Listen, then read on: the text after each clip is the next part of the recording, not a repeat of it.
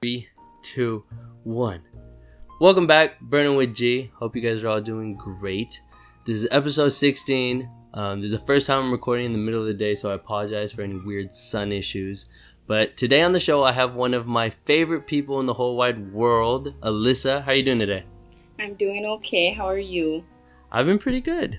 So, Alyssa was actually my RA my sophomore year of college, and I can't speak justice on how helpful you were just for my mental and for everything. Just, having somebody around who just comes up, checks on you, and is like, hey, is everything going good? And like, even if the conversations were short, it was nice to know that somebody kind of cared. And like, I really feel like that presence of an RA is huge for so many students. So I kind of wanted to get more of an insight on how your experiences was being an RA. So how'd you get into it? Why'd you start from the top? How'd you get interested in being an RA? Yeah. Yo, pass the mic over this way. I'm about to be late. Become aware of one thing. You have everything, but you don't have yourself. Welcome back to your 12th favorite podcast, Burnin with G. So, if you don't mind sharing, or if you remember, it's okay if you don't. What are some of the things that, people should do when they respond to somebody who's a sexual assault survivor? So what are things that people can say or do just to be there for that person? I think there are a lot of things that folks can do and folks shouldn't do. Especially when it comes to like sexual violence and like navigating anything related to that. Victims and survivors are often getting blamed. So we're never trying to blame someone with those like why questions, with like, why did you do this? Why were you doing that? Why didn't you do that? So avoiding that kind of blaming language, even if that's not the goal, that's not the intent, there's a lot of impact there. So I'd say starting there, like the language. So avoiding whys, assessing for folks' safety. So like, are people feeling safe after that incident? Or if it happened a long time ago, but it's coming up for them, like how are they navigating that? How are they feeling safe? How are they taking care of themselves? I think that's one decent way to approach it. And then also just thinking through like, okay, in these kind of situations when folks are healing, when folks are trying to think about different ways to keep themselves safe, and also navigating like, okay, is this something I report? Is it something I can report? Really letting folks make their own decisions about what they share and what they don't share. I think oftentimes when folks are like assaulted or when violence is committed, it's always like, tell me everything. And for some folks, that's not an option. And for some folks, that does more harm than good. So like allowing survivors to share what they want to share and what they need to share. I think those are big things. That's a really big one. And I feel like I need to, spend more time really understanding that concept right there. Because I feel like the way I was brought up is if somebody's going through something, try to help them immediately. Try to help, be the person that can get them through that. And what I realized, after a few failed relationships is that like to be there physically, mentally, spiritually, be there all the time for one, you have to be that one source to be there for somebody is just a lot mentally for yourself, And so trying to fix it a lot of times just isn't even in the range of possibilities for you. So sometimes the best things you really can do is just listen, and like what you said, just let the other person speak the way they want to and at the pace that they feel comfortable with. Because I feel like a lot of times it's like I want to know every single thing that happens so I can try to figure it out, is like you said, a lot of times more harmful than good. So if in theory, if I came up to you, and because the only reason I'm asking you so much about this is because I feel like women across the world, and many men too, go through a lot of sexual violence, sexual assault. And I feel like as a community, it would be so much better if we all understood how to, one, reduce it from happening, obviously, but two, also be there for the people who do have it happen to them, so it doesn't constantly affect them for the rest of their life. So if somebody was to come to you and tell you, hey, like, I just got sexually assaulted, or I got affected, what would be your initial response, and what would you say to them? Yeah, I think if someone were to come to me and be like, hey, Alyssa, this happened, period, no comma. They don't finish up with anything like that. I think for me, it really kind of starts with, okay, like, hey, I'm sorry that happened. How can I support you right now? Do you want to talk more about this? Like, have you eaten since that incident? Have you had the time to take care of yourself since it's happened? And really kind of first assessing like, okay, what do you need right now in this moment? And then seeing like what's in my capacity for supporting this person and their needs in that moment. Because everyone's needs are going to look different. Like some folks, maybe they do need to process and talk and that works for them. Some folks may be at that point where they're realizing, okay, like I haven't eaten, I haven't slept, I haven't bathed, I haven't done the things that I know I would usually do for myself had I not been having to navigate this kind of trauma. And so, yeah, I think for me, the first question is saying like, hey, I'm sorry that this happened. What do you need right now? And then taking it from there. Wow. Okay. Thank you. No, I feel like, because sometimes it's hard. Like, I feel like, you know, being able to be around others who may have been experiencing being there for others or things like that, it's very important because not all of us get into those situations until it actually happens, you know? So it's like all of a sudden you're like, I have to deal with a lot more than I'm ready for and I have no idea how to do this. You're going to just turn back to, you know, what you were taught by your parents or something that may not necessarily work. And I feel like that had happened to me. But what I do want to also understand a little bit is one thing I was actually reading this book about and I thought it was awesome. For anybody you love or anybody, you know, you care about, before going up to them and telling them something that has happened to you or some traumatic experience that's happened to you, really just ask them, hey, like, are you in a space right now to be able to hear me out and to listen?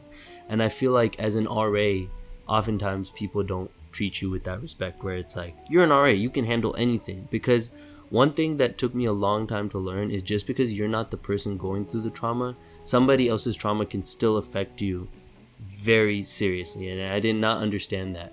But how do you handle that? So let's say you have this 1 week where 5 or 6 students come up to you and are like A, B, C, D, and you feel like you're at your max and you can't take anymore without taking care of yourself. How do you process that and how do you handle that? Yeah, that's real. That happened. And I'm thinking about my first year as an RA. I was not as good at handling that as I was like my second year as an RA. So I'll name like my first year, you know, I was like, okay, like I got to be everybody's everything. Like everybody's got a need. I'm going to meet that need. And I thought I could do it all. I couldn't. And so I know like, okay, my third year or my first year as an RA, I was just like working myself to the bone. I was like up all night, of course, navigating my own stuff, my job, my school, whatever I had going on. But then I was like, okay, this person is having roommate issues and this person's having roommate issues too. And this person thinks they're about to have to drop out. And this person's having relationship issues with their partner who's always in the suite. So now her roommate has issues. And it was me trying to be everywhere at once. So it was like, okay, messaging this one person on Facebook while I'm in class trying to study or learn or whatever I was actually doing in my classes. And then it was like me texting my supervisor during the one little break I had between my other job and class and like asking them what was actually an option in terms of someone switching rooms because folks were going ahead. And it was really me trying to take everybody's weight, put it on my shoulders, put it in my backpack and then in my little Herschel and then go on. And that was unsustainable. So yeah, my second year as an RA, I really figured it out. And it really looked like getting back to folks when I was able to get back to folks. So I was responding, like it wasn't taking me like 24 hours, but I wasn't responding as immediately. Because usually when folks were coming to me, they were in that point of not having done their own work of rationalizing for things that they could definitely rationalize for. Like, and so it took me setting boundaries in terms of my time. So saying like, okay, I'm doing something right now. I've committed my attention to this thing that I'm working on, and I'm going to respond to this resident when I get done with class, when I get out of here. Or it looked like me kind of letting folks know like, hey, I can't right now, but would you want to set up time at this time or this time? Sometimes it really looked like me just handing things off to my supervisor. So realizing that maybe I didn't have the capacity or maybe I just didn't have the skill set to navigate what some folks were going through. And just being real about that. And so letting my supervisor know like, hey, I'm trying to figure this out, but I'm having issues with it. can you be a resource for me and for my residents right now? And then being straight up with my residents around like, hey, I know you're going through this. I can support you to this extent, but I think there's someone who can better support you right now. Do you feel comfortable with me connecting y'all? And just taking it that way. And so I think that's how I better was able to set those boundaries, name my limits, and like ask for help when other folks were asking me for help, you know? Interesting. That makes sense, because I feel like one thing that I personally was not even really that aware of is when I was a sophomore, you were what, third year? Like, you were 1 year older than me, yet in my head, and I'm pretty sure in a lot of other students' head, you were like this person who was able to like handle everything. Like when I was a third year, I would not have helped anybody do anything, you know, like it wasn't, or even now, like it's like if somebody came up to me 1 year younger than me, was like, hey, I have all these problems, it's like, okay, I have no idea how what I would do or how to listen, but you were there and you were actually very helpful for a lot of people, so that speaks volumes, you know. And I think one thing I did want to ask you about is, what is one of the most common requests students came up to you and talked to you about? One of the most common requests, I think it was always just roommate stuff. Like folks would start beefing with their roommates. Folks would be beefing with their housemates, and it'd be like, Alyssa, what can I do to get a new roommate? What can I do to have my housing situation changed up? Like, I want to go live in ERC. I'm tired of Marshall. Like, whatever it looked like. And that was always a big one. Like, it didn't matter what time of the quarter it was, like beginning of the quarter, middle of the quarter, end of the quarter. That was always something folks were feeling like they needed to change their situation. So what do you think the school could do? Because that seems to be a reoccurring problem. What is something the school could do to maybe try to alleviate that? Obviously, you know, you probably won't have like a full thought out answer, but if you have thought about it, what do you think a method that might work would be? Yeah, I think things that the university could do. Ooh, what a question. I think a big one really starts with just the kind of spaces that we're putting folks in. Facts. And it's like, okay, like, of course, like, there's going to be personality clashes. Like, folks are going to live differently. Folks are going to need different things in their spaces, be it, like, some people like to stay up all night, some people don't, whatever it is. But I think a lot of it starts with, like, okay, what kind of physical spaces and what is the infrastructure of the places that we're putting folks in, and how does that actually encourage people to want to get out of that space so badly when issues do arise. And so I'm thinking like, okay, like I'm thinking about like the Marshall and like the dorms, for example, like everybody knows back in the day, those triples were doubles, but now we're just like squeezing folks in, but folks aren't paying any less and things like that. We know like, okay, some of these buildings are falling apart. When we were in the lowers, like flooding was a whole issue.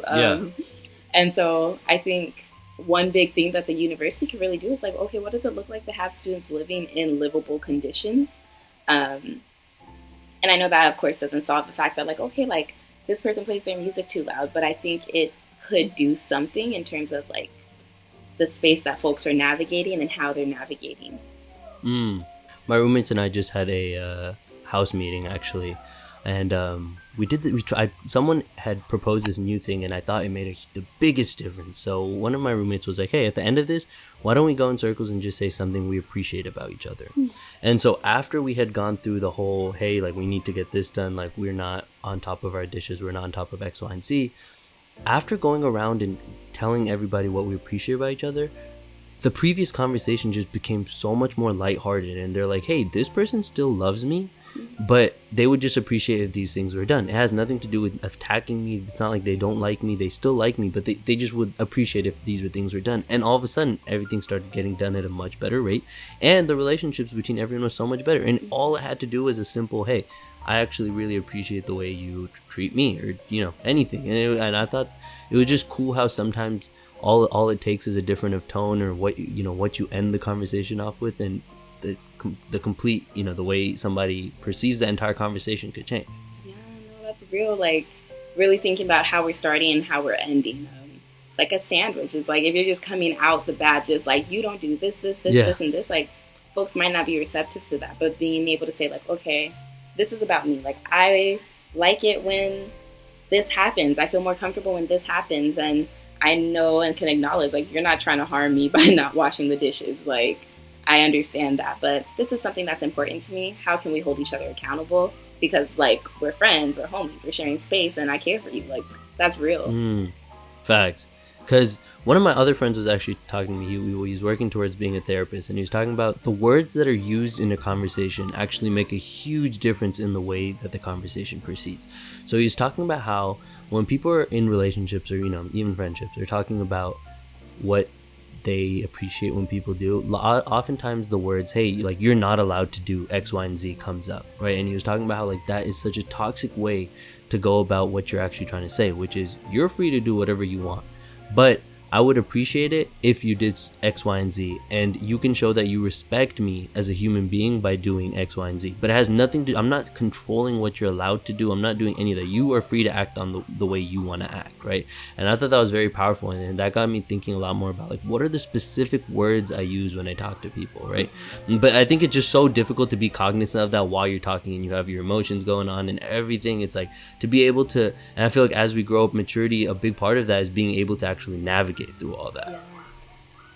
And also, in case like there's a bunch of noise being caught up from the back, I just want to apologize because I think the neighbors are having like a water balloon party, so I did not expect that. So I just wanted to, you know, just put that out there for any of the people listening who hear like random stuff going on in the back. But that's funny. FTI. I know they never. Yesterday they were doing the funniest things. Like there are these two little cute ass kids, and they put a bunch of water balloons outside, like in a straight line in the road. And every time a car would drive by, it would blow up a few of the water balloons, and they'd go crazy. They'd be like, "Oh my god, we got it!" And I was like, "Damn, being a kid is awesome," you know.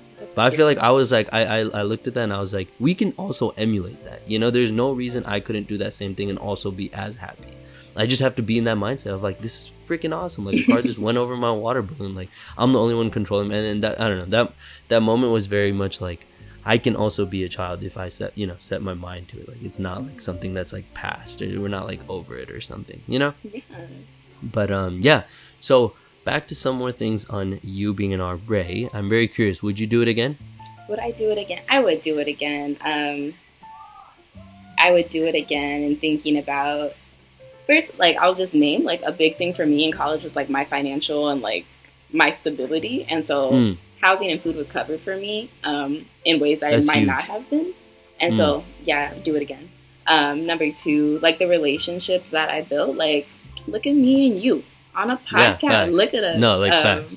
And that's real as shit. I was like, do I cuss? But yeah, like, the relationships I was able to build with residents, the ways that I was able to show up for folks, like, I know that brings a lot of meaning and value to my life, because it does make me feel good knowing that, like, okay, I'm showing up for folks and I'm building relationships. And because, like, life is hard and we don't need to do things alone. Like, I think that's really, like, the shittiest thing about college. Like, there was this idea that, like, okay, everything, you got to do it on your own. And I know I hated that for myself. And so I loved knowing that I could be a part of something that unnerves that idea. And then the two people I live with now, two of my best friends, they were RAs that I worked with. I still talk to my bosses, my supervisors. So it's like, yeah, you know, like, I think definitely there was more gain than ever loss. Cool. In case anybody's listening and is now thinking about becoming an RA, could you quickly just highlight the process to become an RA? Yeah, and I have no idea what it looks like in a pandemic, but what it might look like is, like, when I did it, it was started with, and they did change it actually, now I'm sitting with that, but typically what the process has looked like, submit a online application. It's questions like, why do you want to do this?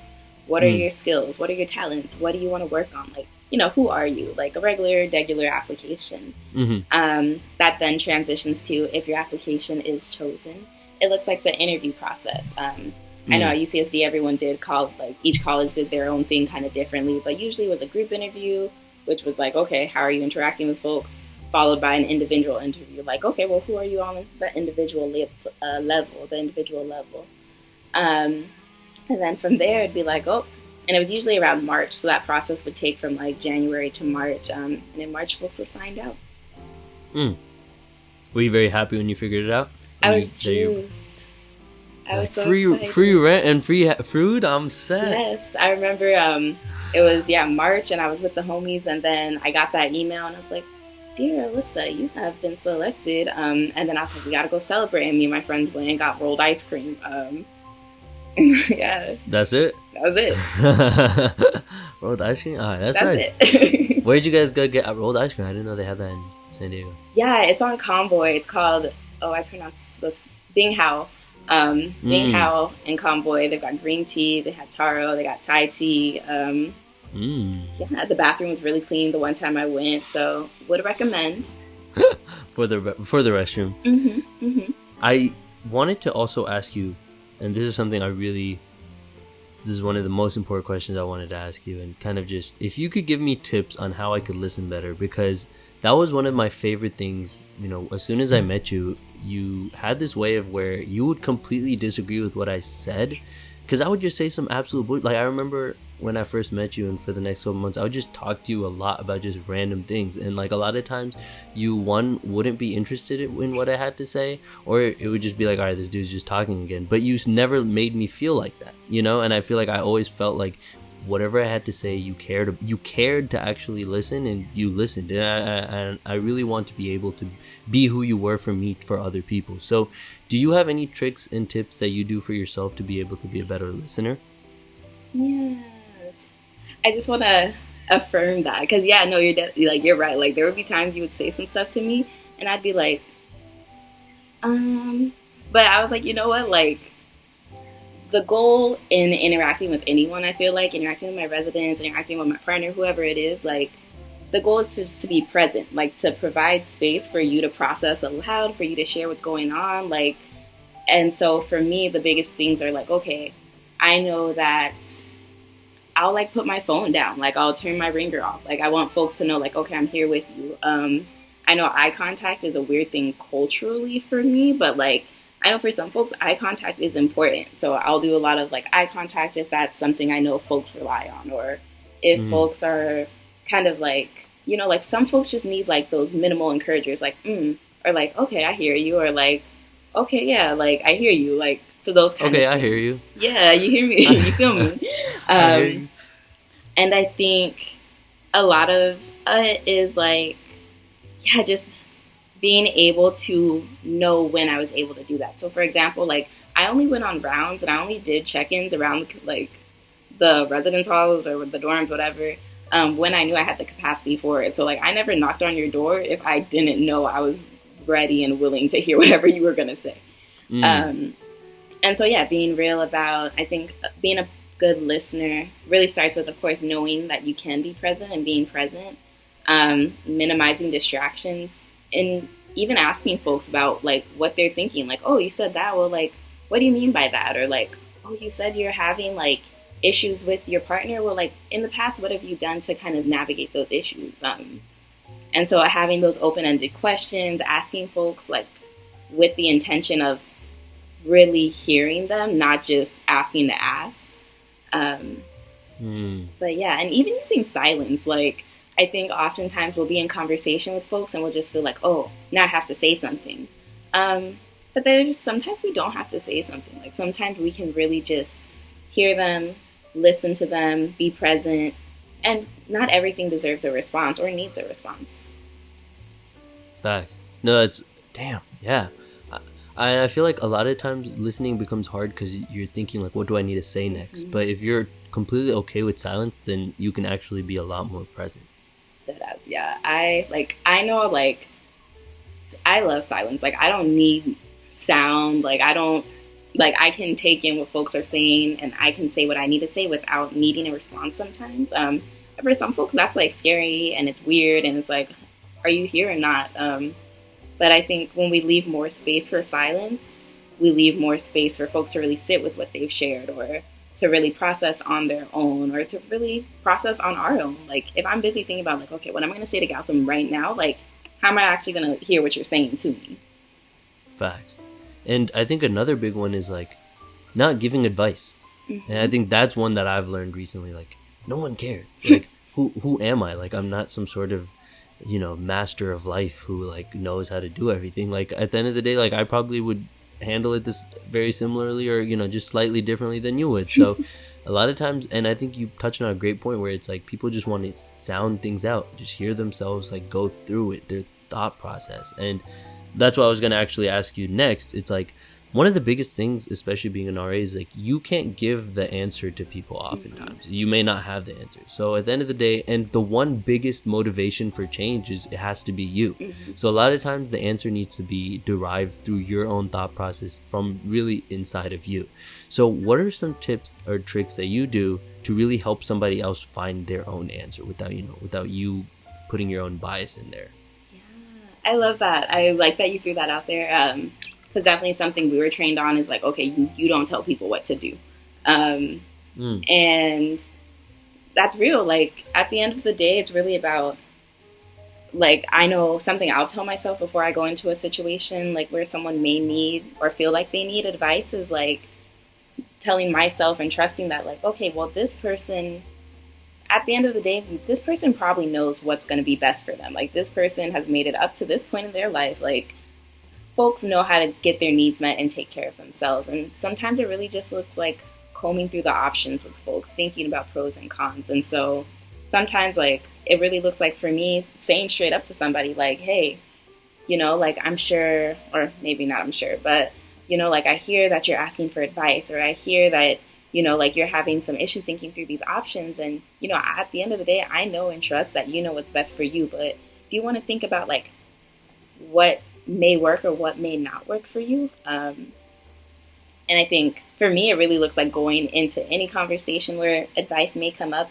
with that mindset and with that verbal statement of, like, I trust you and I'm here to process with you, but you know what's going to work. And I believe that for you. Because sometimes we just don't think we know, but we be knowing, No, that is very true. Yeah, because I'm thinking about conversations I've had recently where it's just so easy for things to turn into arguments, and I've felt this a lot more with men in the conversations that I have, where there's just a lot of ego behind all conversations that are being had, where it's like advice oftentimes comes off as, hey, I think I know more than you. Take this because I have experienced more in this certain area of life or whatnot. And I feel like a lot of people just aren't receptive to that. So I think asking, something I personally like doing is, like, what is it that you're feeling? And if you're feeling something, that means your body's telling you to do something about it. So what are ways you can actually, work the actual issue that's really causing you this discomfort? And then after that, what are your plans and what are your step-by-step action to get there? And therefore, all I'm doing is asking the questions and they're coming up with all the answers. And I feel like I'm working on being able to do that better, because there's not, like, that's what Socrates does. He just asks questions. The dude never says anything on his own, because everybody should be, you can also lead people to an answer just by asking them the right questions too. And I feel like asking questions is a really powerful thing. Motivational interviewing, I think, is what they call it. Oh, really? I think that's, like, the terminology for it. And, like, they use it, like, in a lot of, like, therapy spaces and with a lot of, like, survivors and victims of violence. Like, yeah, like, knowing and trusting that folks have the skills and really just asking them to, like, do that work of, like, okay, well, what's coming up for you? Or, like, what is this feeling similar to for you? Like, what's going on? Cool.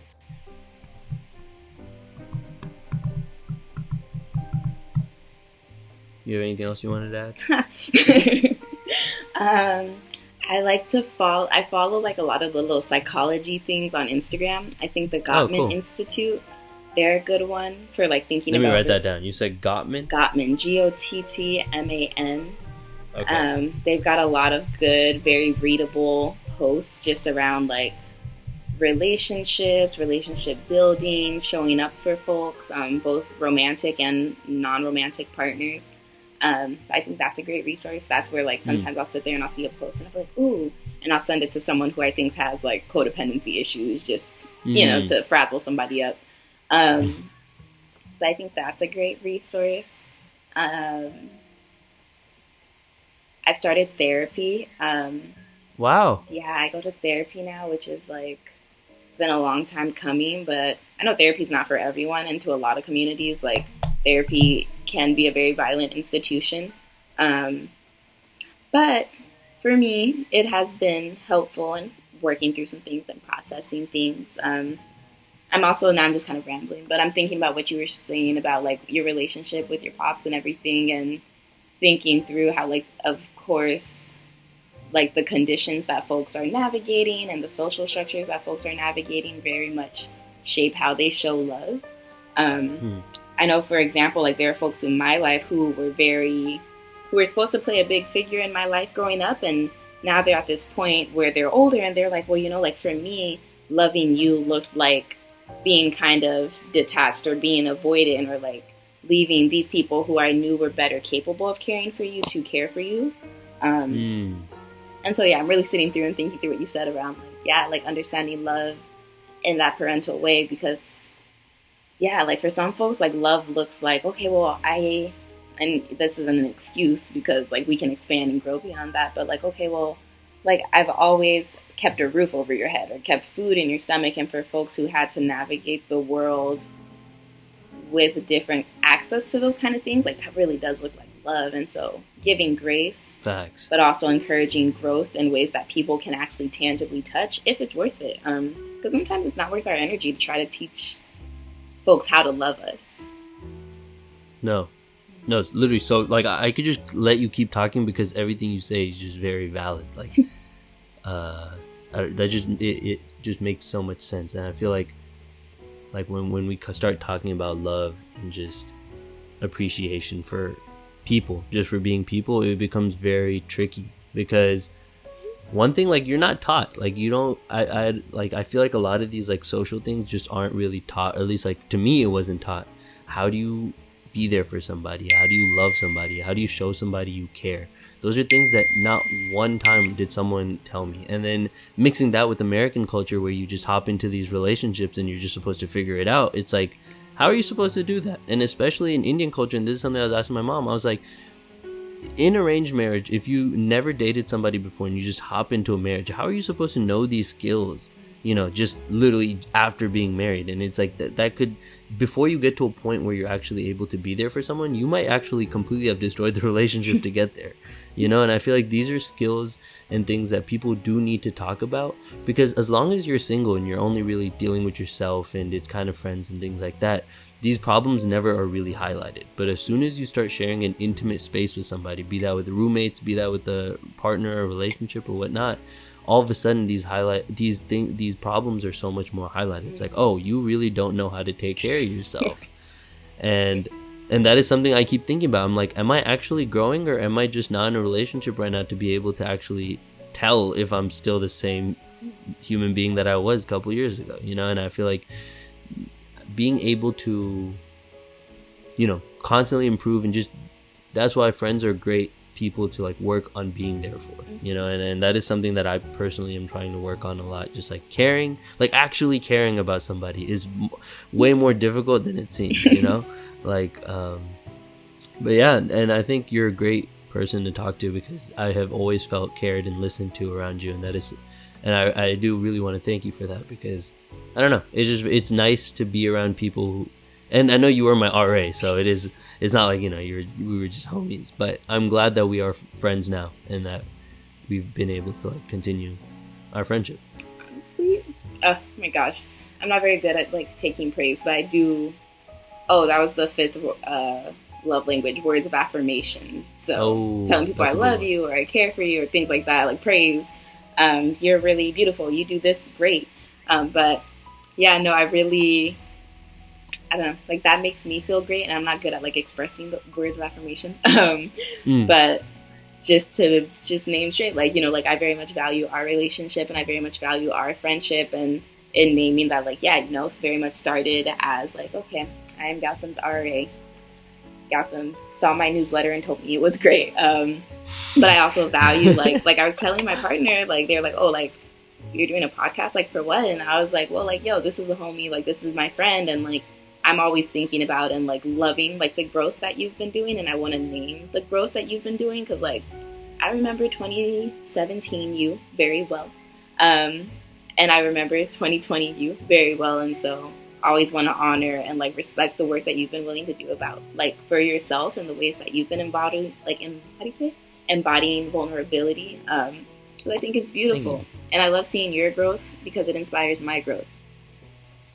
Thank you. That's very nice. Thank you. But yeah, thank you for hopping on the show. I'm so happy we talked to this. I'm so happy. Like, I can't tell you, like, there's some conversation I'm just like, that was cool. But I am so happy to have this conversation because you brought out so many amazing points. And I think like so many people can just learn from it. And I think you're a great resource and you did an amazing job as an RA. So thank you for everything. You're welcome. You're always welcome. Thank you. But yeah, well, that's it for this week's podcast. I will see you guys all next week. Okay, we're done. Ooh.